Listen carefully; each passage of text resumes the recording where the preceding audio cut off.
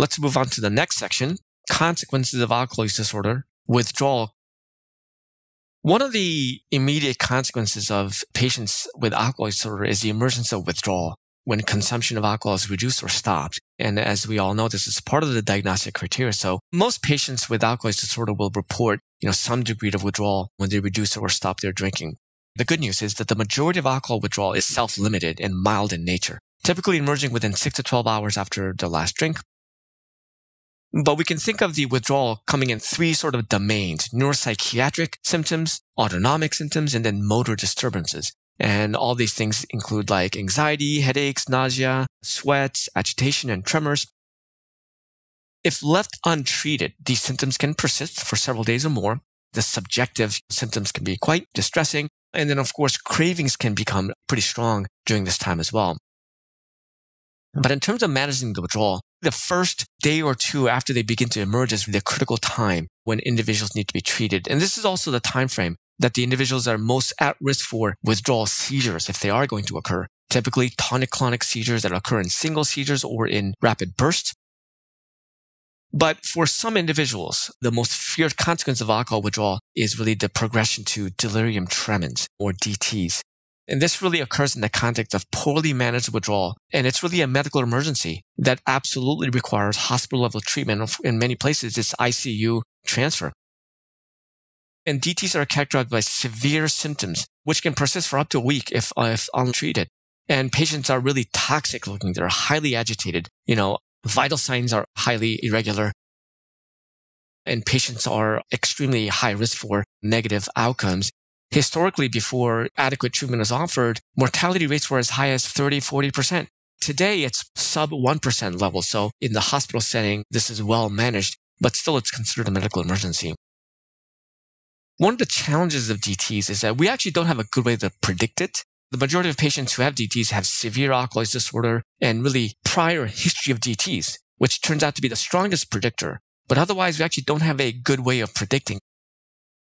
And therefore, the mainstay of alcohol withdrawal management is early, adequate treatment. If you do that, that should really limit the chances of progressing to more severe forms of withdrawal, including seizures and DTs.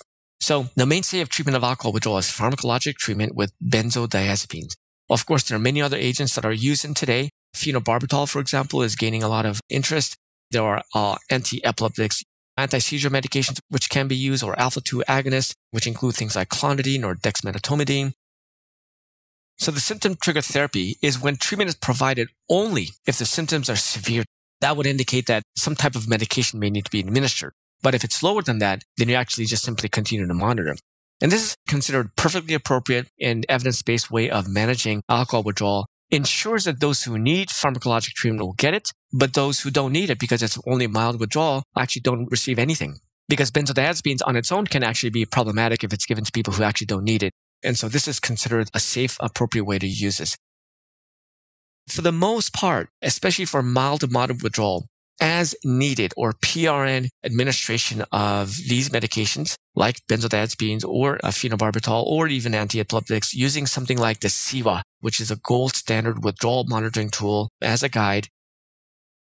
However, those who score high on the CIWA or those who are already delirious or those who have prior history of DTs actually would not be suitable candidates for the symptom-triggered therapy or the CIWA-based approaches. Another example of individuals who should not be placed on CIWA are those who are unable to report their symptoms. So people who are intubated, unconscious, or somehow verbally unable to communicate.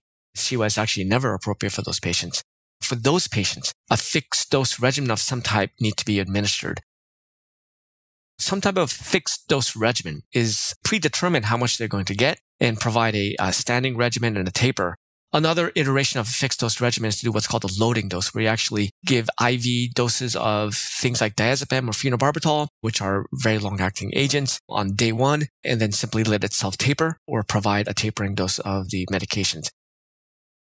So the bottom line, symptom-triggered therapy is a default approach unless there are certain contraindications, in which case a fixed dose regimen is recommended. Symptom trigger is a more reactive approach, which is considered reasonable for low to moderate risk patients. And really, the fixed dose regimen is a proactive way of managing, and that's why it's reserved for those more at high risk of withdrawal.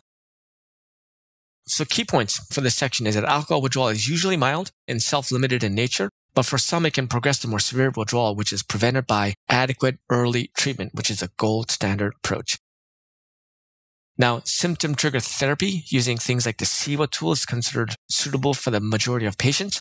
But for those who are at high risk, for example, any prior history of DTs or seizures, those patients are too high risk to be placed on symptom-triggered therapy, and a fixed dose regimen is considered a better option.